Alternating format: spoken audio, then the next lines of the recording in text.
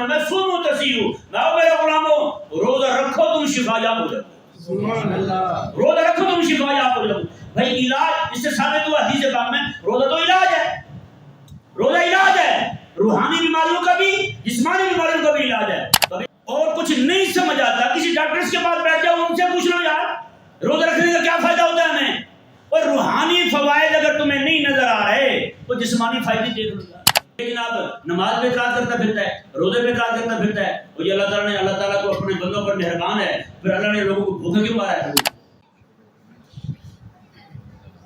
آج آپ کے سامنے ایک اعتراض دینوں کی طرف سے ہوا جس کا جواب مختصراً عرض کیا جائے گا کہ اللہ تبارک و تعالی جو ہے وہ اپنے بندوں پر مہربان ہے، وَكَانَ بِالْمُؤْمِنِينَ رَحِيمًا، قرآن کریم میں آیا ہے اللہ تعالیٰ اپنے بندوں پر بڑا ہی مہربان ہے۔ تو پھر اپنے بندوں کو جو بھوکا رکھتا ہے دن بھر کے لیے، وہ اس کا پھر کیا معنی ہے؟ یہ ذہن میں رہے اللہ تبارک و تعالی نے عرش پر، یہ مسئلہ پہلے یہ ذہن میں رکھیں، اللہ تعالیٰ کی دو صفات ہیں، ایک صفات جمالی ہیں، ایک صفات جو ہیں وہ جلالی ہیں، جمال والی اور جلال والی، دونوں صفات، جمال والی بھی اور جلال والی۔ جمال والی جو صفات ہیں اللہ تعالیٰ کی، وہ اللہ تبارک و تعالیٰ کی رحمانیت، اللہ تعالیٰ کی رحیمیت، اس کی رؤوفیت، یہ اس کی خالقیت، اس کی مالکیت، اس کی رزاقیت، اس کی رازقیت، یہ جتنی بھی اللہ تعالیٰ کی اوصاف ہیں، جتنی بھی صفات ہیں اللہ تعالیٰ کی، صفات باری تعالیٰ ہیں، جن کا تعلق اللہ تعالیٰ کی رحمت کے ساتھ ہے، وہ صفات جمالی کہلاتی ہیں۔ اور دوسری جو صفات ہیں اللہ تبارک و تعالیٰ کی جلال والی، جن کو غضب والی صفات کہتے ہیں، اللہ تعالیٰ کا قہار ہونا ہے، اللہ تعالیٰ کا جبار ہونا ہے، ذو الجلال ہونا ہے، والانتقام، ذو الانتقام ہونا ہے، ذو انتقام پڑھتے ہیں، یہ اللہ تعالیٰ کی جو یہ صفات ہیں نا، یہ صفات اللہ تبارک و تعالیٰ کی صفت جو جلالیت ہے، اللہ تعالیٰ کی جلال والی جو صفت ہیں، یہ انہی سے صادر ہوتی ہیں اللہ تعالیٰ کی صفات میں، یعنی غضب اللہ تبارک و تعالیٰ جس کو غضب بولتے ہیں، وہ غضب جو ہے وہ انہی سے صادر ہوتا ہے۔ اب ذرا مسئلے کو سمجھیے، میرے آقا صلی اللہ علیہ وسلم ارشاد فرماتے ہیں کہ اللہ تبارک و تعالیٰ نے ارشاد فرمایا، میں نے عرش کو پیدا کیا، عرش کو پیدا کرنے کے بعد عرش پر جو موٹے الفاظ میں جو مضمون وہاں درج ہے، جو اللہ تعالیٰ نے خود لکھا ہے، وہ مضمون کیا ہے؟ فرمایا کہ میری رحمت جو ہے میرے غضب پر غالب ہے، سبحان اللہ، میری رحمت میرے غضب پر غالب ہے۔ مطلب کیا ہے؟ فرمایا کہ میری صفات جمال والی صفات جو ہیں وہ جلال والی صفات پر ہمیشہ غالب ہے۔ اب ذرا غور کریں، جہاں جہاں بھی اللہ تبارک و تعالی کی جلال والی صفات کا ظہور ہوتا ہے، اگر دیکھا جائے اور بنظر غائب دقت نظر کے ساتھ اس میں غور کیا جائے تو معلوم ہوگا کہ صفات جمال جو ہیں وہ تو جمال ہیں، یہ صفات رحمت جو ہیں وہ تو رحمت والی ہیں، یہ اللہ تعالیٰ کی جلال والی جو صفات ہیں، اللہ تعالیٰ کی غضب والی جو صفات ہیں، حقیقت کے اندر اس کے پیچھے بھی اللہ تعالیٰ کی رحمت ہی کار فرما ہے۔ سچی بات، ان کے پیچھے بھی اللہ تعالیٰ کی رحمت ہی کار فرما ہے۔ جیسے میں آپ کو تھوڑا سا سمجھاتا ہوں، میرے کریم آقا صلی اللہ علیہ وسلم جو ہیں پوری کائنات میں سب سے بڑے مظہر خدا کوئی ہیں تو وہ میرے آقا علیہ السلام ہے. سمجھائے؟ سب سے بڑی ہستی جو اللہ تعالیٰ کی ذات کی مظہر ہے، مظہر نور خدا میرے آقا علیہ السلام ہے. اللہ تعالیٰ کی ذات کے مظہر حضور ہے. اور یہ ذہن میں رہے، میرے آقا صلی اللہ علیہ وسلم اللہ تبارک و تعالیٰ کی جہاں صفات رحمت کا مظہر ہے، وہی حضور اللہ تعالیٰ کی صفات غضبیہ، غضب والی جو صفات ہیں، جلال والی جو صفات ہیں، میرے حبیب ان کے بھی مظہر ہیں، ان کے بھی مظہر ہیں. یہ ایک الگ معاملہ ہے کہ ہم نے حضور کا جلال بیان ہی نہیں کیا، حضور کا غصہ بیان ہی نہیں کیا. ہم نے حضور کا جلال نہ بیان کرنے کا نقصان یہ ہوا، آج امت جو ہے وہ کریم آقا علیہ السلام کے جہاد سے ہی انکاری نظر آ رہی ہے. حالانکہ جہاد جو کیا جاتا ہے، یہ کس لیے جہاد؟ جب بندہ کسی سے لڑ رہا ہو، بتائیں غصہ نہیں آتا ویسے لڑ پڑتا ہے؟ غصہ آتا ہے نا، جلال آتا نہیں آتا. تو بھائی جلال نہ ہو تو غصہ کہاں، لڑائی کہاں پہ؟ میرے آقا علیہ السلام جو کافروں سے لڑ رہے ہیں اور 22-23 جنگوں میں میرے آقا علیہ السلام بنفس نفیس تشریف لے جاتے ہیں، تو وہ کیا تھا؟ یہی تو تھا. اگر آقا علیہ السلام کو جلال نہ آئے، حضور کو غصہ نہ آئے، تو بتائیں اللہ تعالیٰ کے وہ احکامات جن میں حدود ہیں، جن میں تعزیرات ہیں، جن میں کفارے ہیں، وہ نافذ کیسے ہوں گے؟ وہ تو نافذ ہی نہیں ہوں گے بھائی. اللہ اکبر کبیرہ. میرے آقا اب دیکھیں، میں نے جو آپ کے سامنے یہ دعویٰ کیا ہے، اللہ تعالیٰ کی صفات غضبیہ، غضب والی جو صفات ہیں اللہ تعالیٰ کی، صفات جلال جو ہیں، ان کے پیچھے بھی اللہ تعالیٰ کی رحمت ہی کار فرما ہوتی ہے. اب یہ جملہ میں بس آپ کے سامنے کھولنے لگا ہوں، باقی ساری بات جو ہے آپ خود سمجھ جائیں گے انشاءاللہ.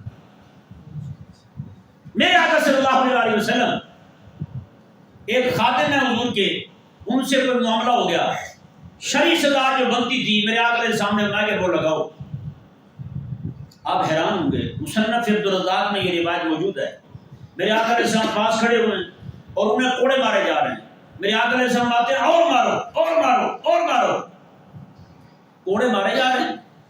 اور میرے آقا علیہ السلام ساتھ یہ بھی فرما رہے ہیں سخت غصے میں، اور مارو اور مارو. اور اپنے غلام کی حالت دیکھ کے تکلیف باری حضور ساتھ رو بھی رہے ہیں.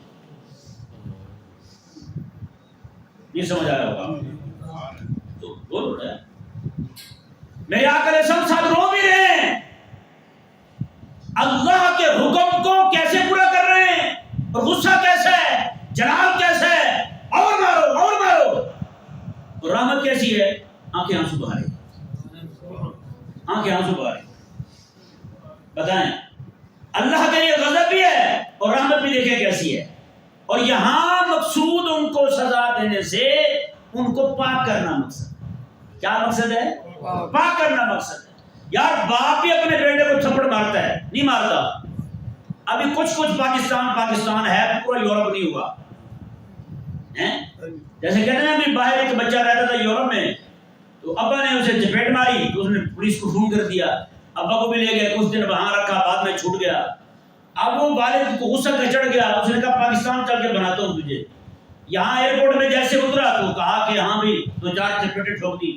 کہا کہ پولیس، اس نے کہا پتر یہ نہیں سنتے، یہ والے نہیں سنتے، یہ اور ہیں، وہ اور تھے جہاں جن کی تجھے عادت ہوئی تھی. تو بھائی یہاں والد بھی تھپڑ مارتا ہے بیٹے کو. اور حقیقت ذرا آپ بتائیں، والد جو بیٹے کو تھپڑ مارتا ہے اس کے پیچھے اس کا دشمنی نکالنا مقصد ہوتا ہے یا بیٹی کی تربیت کرنا مقصد ہوتا ہے؟ ظاہر غصہ کر رہا ہے، ظاہر کیا کر رہا ہے؟ غصہ کر رہا ہے، لیکن پیچھے رحمت کھڑی ہوئی ہے. علم میں کیا کھڑی ہوئی ہے؟ رحمت کھڑی ہوئی ہے. اللہ اکبر کبیرہ. حیران کن بات ہے، استاد بھی شاگرد پہ سختی کرتا ہے، استاد بھی شاگرد کو چپیٹ مارتا ہے. مقصد کیا ہوتا ہے؟ مقصد یہ ہوتا ہے یار میرا شاگرد جو ہے وہ کامیاب ہو جائے، میرا شاگرد کامیاب ہو جائے، یہ کسی مقام پہ پہنچ جائے. یعنی استاد شاگرد کو مارے، باپ بیٹے کو مارے، ماں اپنے بچے کو مارے، مقصد اس کو اذیت دینا نہیں ہوتا، اس کو تکلیف دینا نہیں ہوتا، دشمنی نکالنا مقصد نہیں ہوتا، بلکہ مقصد اس کے پیچھے رحمت ہوتی ہے تاکہ ہمارا بچہ جو ہے اس کے اخلاق اچھے ہو جائیں، اس کی تعلیم اچھی ہو جائے، اس کی تربیت اچھی ہو جائے، کل کو 4 بندوں میں بیٹھے تو یہ بندہ لگے، یہی مقصد ہوتا نہیں ہوتا؟ اب بتائیں، جہاں کہیں بھی اظہار غصے کا ہو، ضروری نہیں ہوتا وہ غصہ دشمنی کا غصہ ہے، وہ ہر بار غصہ جو ہے وہ دشمنی کا نہیں ہوتا بھائی، اس کے پیچھے رحمت بھی پوشیدہ ہوتی ہے۔ اس کے پیچھے کیا پوشیدہ ہوتی ہے؟ رحمت پوشیدہ ہوتی ہے۔ اللہ اکبر کبیرہ۔ میرے کریم آقا صلی اللہ علیہ وسلم کو دیکھیں، میرے آقا کے سامنے کافروں پر بھی غصہ فرمایا نا، کافروں پر بھی۔ اللہ اکبر، اسی لیے کہتے ہیں بندہ دشمنی بھی کرے نا کسی تو علم والے کے ساتھ کرے، جاہل کے ساتھ دشمنی اچھی نہیں ہوتی۔ جاہل تو وہ پھر جس طرح ٹرمپ ہے، یہ یہودا ہے، وہ کیا نام ہے اس کا، بنجامن نیتن یاہو، وہ والا حساب ہے، ہر ایک کو آگ لگائے جا رہے ہیں، بچے بیٹھے ہیں، ان کو بم مار دیا، ادھر بم مار دیا، ادھر بم مار دیا۔ یہ نہیں، یہ جنگی اصولی کو نہیں۔ پڑھا لکھا طبقہ اس طرح کی حرکتیں نہیں کرتا۔ پڑھا لکھا بندہ ہمیشہ اسی کے ساتھ لڑائی کرتا ہے جس کے ساتھ لڑائی ہو، جس کے ساتھ لڑائی ہو اسی کے ساتھ لڑتا ہے۔ میرے کریم آقا علیہ السلام نے میدان جنگ میں، اب دیکھیں غصہ کیسا ہے، جلال کیسا ہے، اور اس کے پیچھے رحمت کیسی ہے۔ میرے آقا علیہ السلام تشریف لے جا رہے ہیں، دیکھا حضور نے جنگ میں ایک عورت قتل ہوئی پڑی ہے۔ میرے آقا علیہ السلام نے، میں اس کو کس نے قتل کیا ہے؟ کہا کہ فلاں نے قتل کیا ہے۔ اللہ اکبر، میرے حبیب نے ایسا جلال کا اظہار فرمایا، میں کہ عورتوں کو کیوں قتل کر رہے ہو؟ سختی کے ساتھ اسی دن حضور نے یہ اصول بنا دیا، میں جب بھی جہاد پہ جاؤ تو دشمن کی عورت بھی ہے نا، اس پر بھی تم نے ہاتھ نہیں اٹھانا، دشمن کی عورت بھی ہو تب بھی ہاتھ نہیں اٹھانا۔ بتائیں، اور جن کے ساتھ غصہ رب کے لیے کیا جا رہا ہے اور اس تک پر کیا جا رہا ہے جہاں تلواریں باہر نکال رہی ہیں، تو وہاں پہ بھی ان کی عورتوں کو احترام کا حکم دیا ہے، نہ ان کی عورتوں کو بھی کچھ نہیں کہتا۔ بتائیں، پھر میرے آقا علیہ السلام نے ان کے بچوں کو بھی کچھ نہیں کہنا۔ حضور فرماتے ہیں میدان جہاد سے جو بھاگ جائے نا، ان کے پیچھے نہیں پڑنا تم نے، ان کو بھی جانا دینا تم نے۔ میرے آقا علیہ السلام نے فرمایا، جس علاقے میں جاؤ تم حملہ کرنے کے لیے، ان کے کسانوں کو بھی نہ مارنا، میں ان کے جو لوگ گھر میں بیٹھ کے اللہ اللہ کر رہے ہوں، تسبیحاں پھیر رہے ہوں، ان کو بھی کچھ نہ کہنا۔ حضور فرماتے ہیں جو گرجے میں بیٹھے ہوں، چرچ میں بیٹھے ہوں، ان کو بھی کچھ نہ کہنا۔ حضور فرماتے ہیں ان کے مذہبی پنڈتوں کو بھی کچھ نہ کہنا۔ بتائیں یار، غصہ ایسا ہے، ہاتھ میں تلوار ہے، اور رحمت ایسی ہے کہ ایک ایک کو بچا رہے ہیں۔ ہے کہیں پہ ایسا؟ تو میرے رب تبارک و تعالیٰ کا جو غضب والا معاملہ ہے بھائی، اس کے پیچھے بھی رحمت ہے، اس کے پیچھے کیا ہے؟ رحمت ہے۔ وہ رحمت ہی رحمت ہے، ایسی رحمت، ایسی بے پایہ رحمت، ایسی بے کران رحمت کہ اس تک جو ہے نہ ہمارا دماغ پہنچتا ہے نہ کسی اور کا دماغ پہنچتا ہے۔ اللہ تعالیٰ کی رحمت یوں جناب اس کے پیچھے کھڑی ہوئی۔ اب دیکھیں، بندہ بیمار ہوتا ہے، بیماری کون دیتا ہے؟ اللہ بیمار کرتا ہے نا۔ وہ ایک الگ بات ہے کہ ہم نے کہنا نہیں ہے کہ مجھے اللہ نے بیمار کر دیا ہے، ہاں یہ کہنا ہے میں بیمار ہوا ہوں، میرے اللہ نے شفا دی ہے، یہ کہنا ہے۔ ادب یہ سکھایا گیا ہمیں۔ تو جو بندہ بیمار ہو گیا ہے، بیمار بندہ، اب بظاہر تو بندہ یہ کہتا ہے یار میرا رب ہے، میرا خالق ہے، میرا مالک ہے، مجھے ہی بیمار کر دیا ہے اس نے، میں اب کہاں جاؤں؟ میرے رب ہی مجھے بیمار کر دے تو پھر میں کیا کہاں جاؤں گی؟ نہ بھائی نہ، اللہ تعالیٰ کا اس بندے کو بیمار کرنا صرف بخار ہوتا ہے نا، بخار ہوتا ہے۔ میرے آقا علیہ السلام فرماتے ہیں جب بندہ بیمار بخار ہوتا ہے بندے کو، اللہ فرشتوں کو فرماتا ہے میں کہ اس کے نام اعمال میں جو کچھ بھی گناہ لکھے ہوئے ہیں نا وہ بھی لے آؤ، اس کے منہ کا ذائقہ بھی لے آؤ، جسم کی طاقت بھی لے آؤ۔ نہیں سمجھ آ رہا؟ نیکیاں بھی، گناہ بھی، منہ کا ذائقہ بھی اور جسم کی طاقت بھی، یہ چاروں چیزیں لے آؤ۔ لے جاتے ہیں، جب بندہ ٹھیک ہوتا ہے رب فرماتے ہیں اس کی امانت واپس کر دو۔ وہ کہتے ہیں مولا نیکی بھی دے دی، گناہ رب نہ وہ میں نے معاف کر دی، وہ معاف ہو۔ اگر صحت آنے پر گناہ بھی دوبارہ عود کر آئیں، جیسے منہ کا ذائقہ واپس آتا ہے، تو بتائیں کیا بنے گا بندے کا؟ میرے آقا علیہ السلام فرماتے ہیں جب بندہ مومن کو بخار ہوتا ہے نا، آقا علیہ السلام ایک درخت کو پکڑے کھڑے ہیں، وہ درخت کو حضور اس طرح ہلاتے ہیں، موسم خزاں کا ہے، اس کے پتے جھڑنے لگتے ہیں۔ میرے آقا علیہ السلام نے فرمایا جب کسی بندہ مومن کو بخار ہوتا ہے اس کے گناہ بھی یوں ہی جھڑتے ہیں جیسے موسم خزاں میں درختوں کے پتے جھڑتے ہیں۔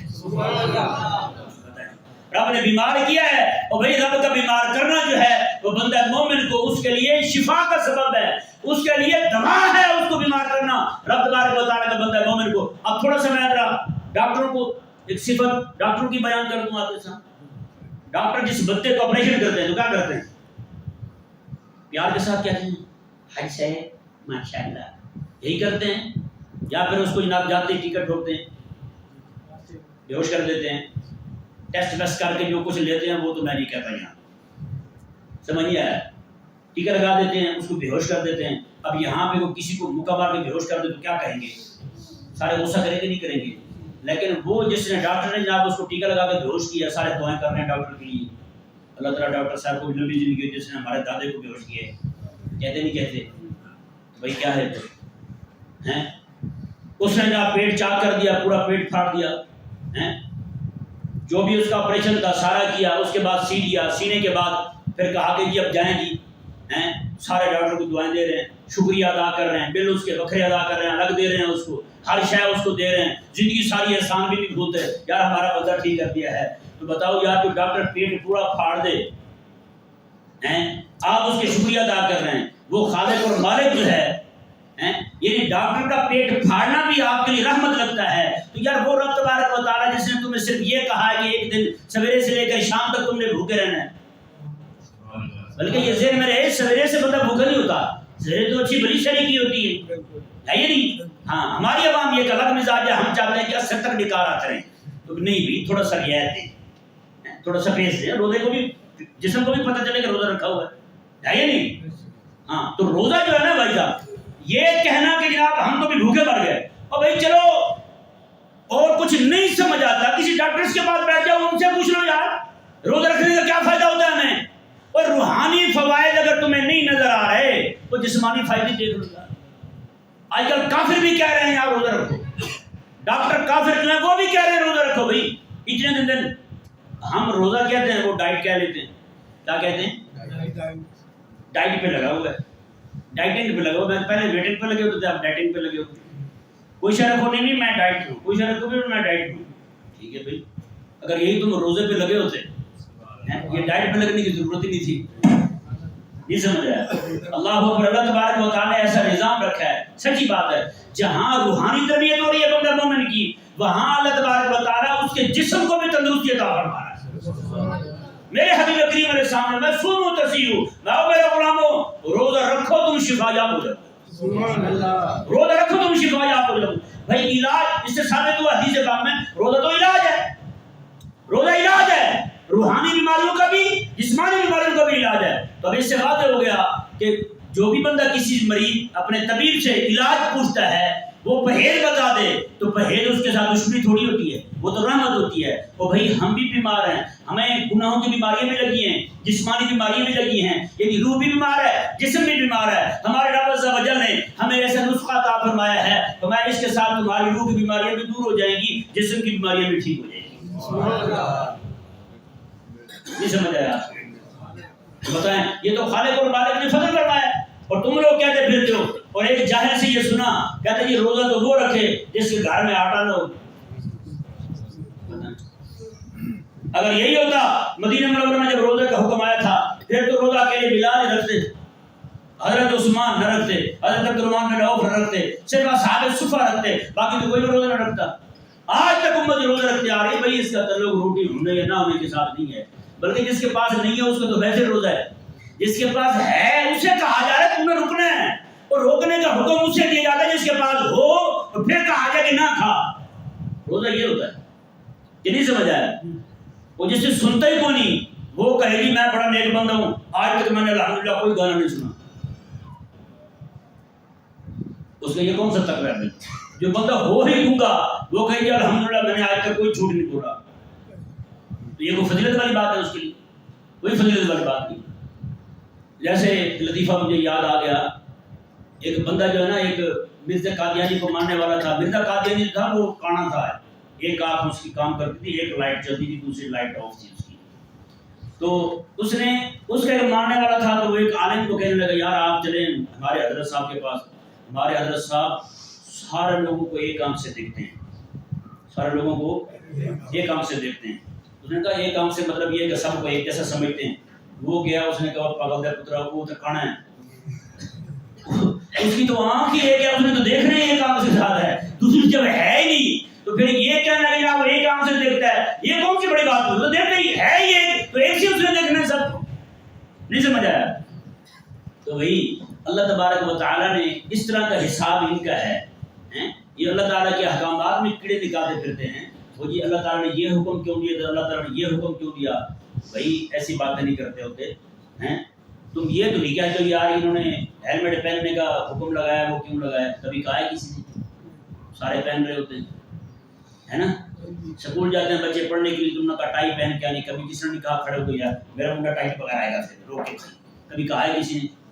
کبھی بھی نہیں کہتے یار، ہمیشہ رب تعالیٰ کی بات پہ ہی ان کو آڑ پھنس ہونے لگتی ہے، کیوں؟ تو اس لیے مومن ہے نا، مومن رہے۔ مومن بندے کا یہ کام نہیں ہوتا کہ رب کے حکم پہ اعتراض کرنا، مومن بندہ رب تعالیٰ کے حکم پر سر تسلیم خم کرنے والا ہوتا ہے۔ مسلم کا پتہ معنی کیا ہے؟ مسلم کا مطلب یہ ہے اللہ تعالیٰ کے حکم پہ سر جھکاتے رہنا، اور جب وقت آ جائے سر کٹا دینا، یہ مسلم ہے، یہ مسلم ہے۔ دو لفظی مطلب ہے، جہاں سر کٹانے سے پیچھے نہیں ہٹنا، اسلام یہ کہتا ہے۔ اور یہ جناب نماز پہ اعتراض کرتا پھرتا ہے، روزے پہ اعتراض کرتا پھرتا ہے، اور یہ اللہ تعالیٰ کو اپنے بندوں پر مہربان ہے، پھر اللہ نے لوگوں کو بھوکے کیوں مارا ہے؟ کوئی بھوکا نہیں مرتا، تو مرا یار روزہ رکھ کے بتائیں آج تک کوئی بھی نہیں مرا۔ اور مزید والی بات ہے، اگر ایک میرے دوست سے میرے ساتھ بیٹھے سفر کر رہے تھے ہم، وہ کہنے لگے استاد جی جو چیزیں ہم پورا سال نہیں نہ کھا سکتے رمضان میں وہ بھی کھا لیتے ہیں۔ سچی بات ہے، گھروں میں ہر شے فراوانی کے ساتھ ہوتی ہے نا؟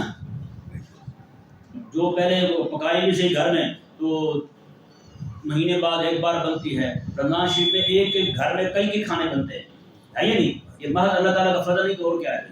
تو اس لیے اس طرح کے اعتراضات رب کے حکم پہ نہیں کرنے چاہیے۔ میرے آقا نے سامنے فرمایا، حدیث پاک سنن ابن ماجہ میں ہے، سنن ذرا آخری حدیث پاک، میرے آقا نے سامنے فرمایا کہ بندہ مومن جو ہے نا، اس کی مثال نکیل کے ساتھ بندھے ہوئے، قلعے کے ساتھ بندھے ہوئے اونٹ کی ہے۔